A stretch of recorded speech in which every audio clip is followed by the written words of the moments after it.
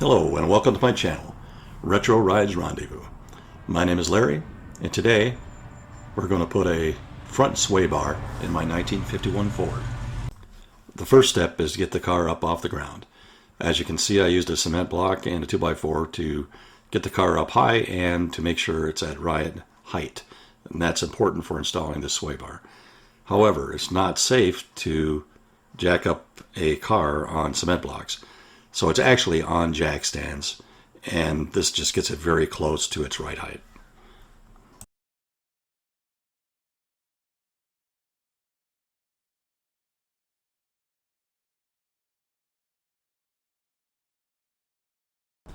This is the stock sway bar attached to the A-arm, and you can see it's held on by two brackets, and each bracket has one bolt in it.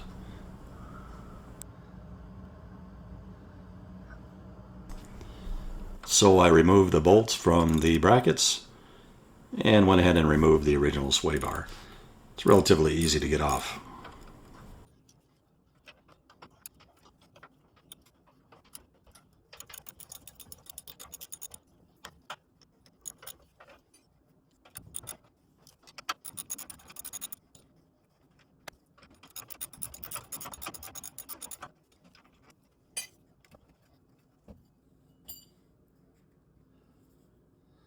Here I'm just using a screwdriver to pop the rubber bushings out of the A-arm.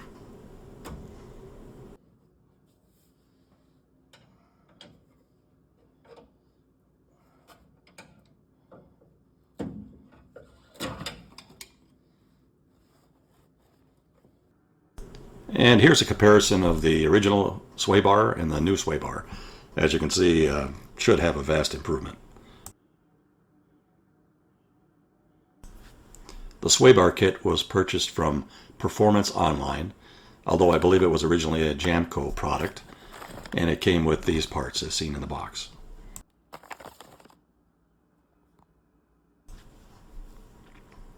The new sway bar mounts to the front crossmember on the car. Unfortunately, mine was all beat up due to probably people jacking on it through the years, so I ended up removing mine, straightening it, and replacing it. So please check yours before you start the project, as it may slow you up. Here I'm installing the brackets that came with the kit. The slotted hole goes up on both sides. There's a small hole on each end of the cross member that I used to make sure that these brackets were about in the same position.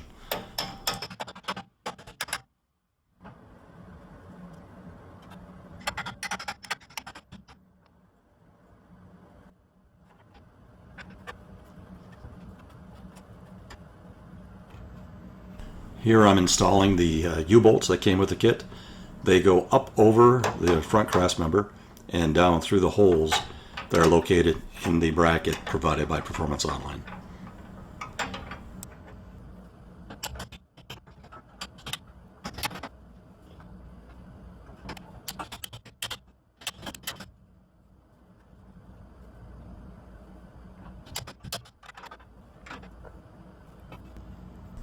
Here I've installed the polyurethane bushings, and there's a bracket that goes over these, and then it bolts up to the U-bolts that are already installed on the crossmember.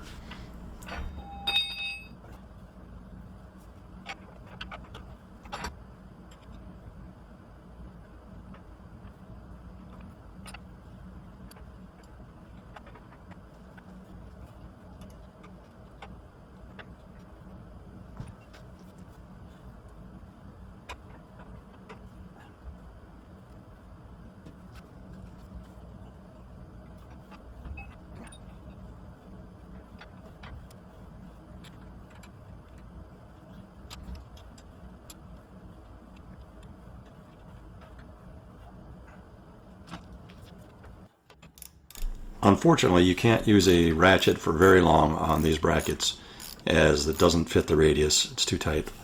I ended up having to use a wrench to do this work. You want to leave these a little loose at this point because you'll need to swing up the sway bar and find its position, as well as centering it. Here you see the side of the A-arm along with the sway bar that's been swung up. I'll be locating where to put the brackets for this link that goes to the A-arm. The bracket will go in the down position like this.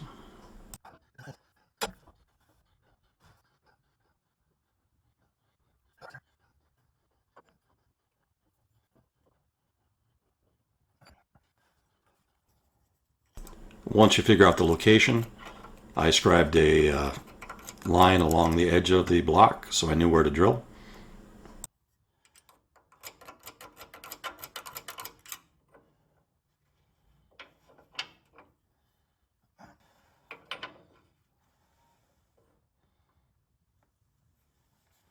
Then I just used a larger size drill that fit through the hole to put a little mark in the A-arm where it needed to be drilled.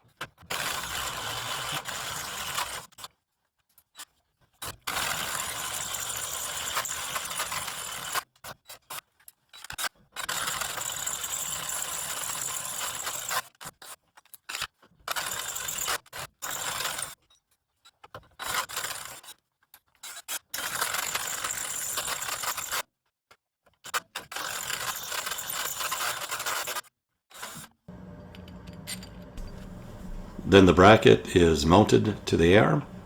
It's one bolt with a nut on the backside.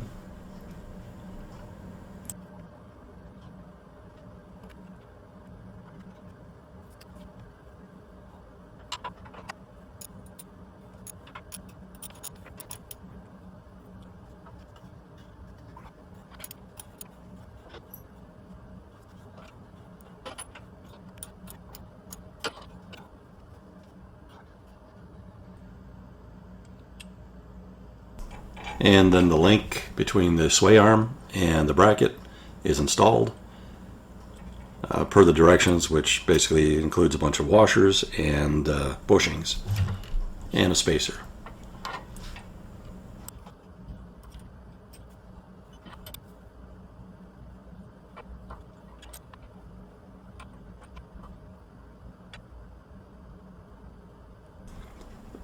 The bushings are only installed in one direction, with the protrusions on them going into the bracket or into the sway bar.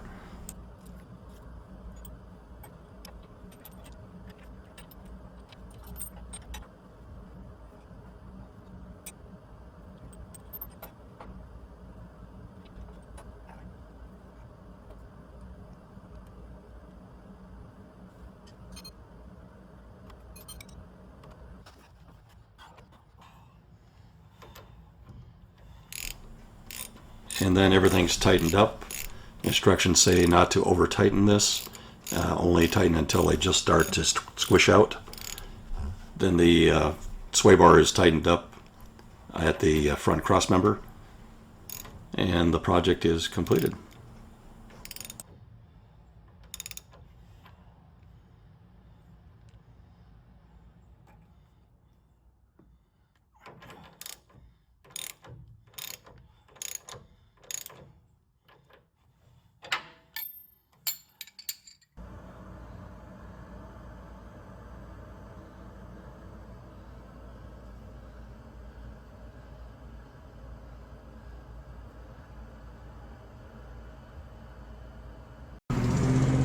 And thank you for watching.